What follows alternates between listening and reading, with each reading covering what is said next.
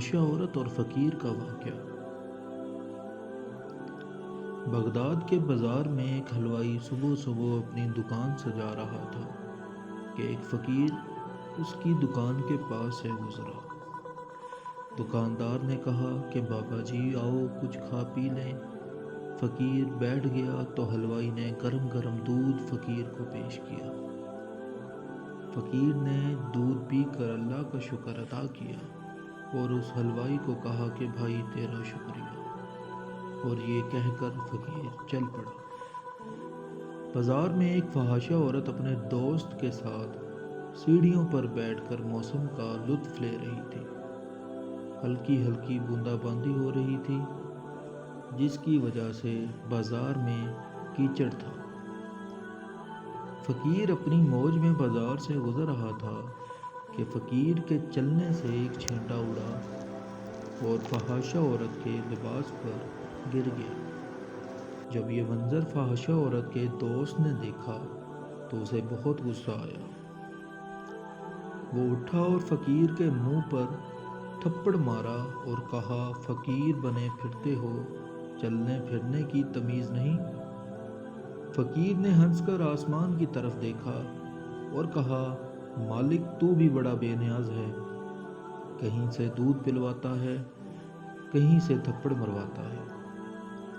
یہ کہہ کر فقیر آگے چل پڑا۔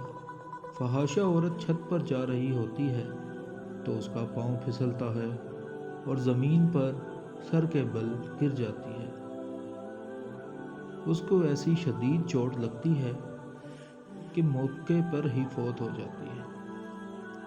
شور مچ گیا کہ فقیر نے آسمان کی طرف منہ کر کے بد دعا دی تھی، جس کی وجہ سے یہ جان سے چلی گئی۔ فقیر ابھی بازار کے دوسرے کنارے تک نہیں پہنچ پایا تھا کہ اس فحاشہ عورت کے دوست نے فقیر کو پکڑ لیا اور کہا کہ بڑے فقیر بنے پھرتے ہو، حوصلہ بھی نہیں رکھتے ہو۔ فقیر نے کہا کہ کیا ہوا؟ اس نے کہا کہ تم نے بد دعا دی اور عورت کی جان چلی گئی۔ فقیر نے کہا کہ واللہ میں نے تو کوئی بد دعا نہیں دی۔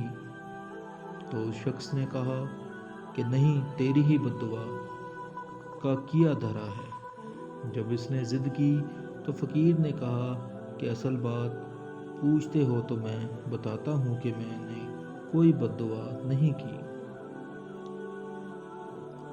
یہ یاروں کی لڑائی ہے۔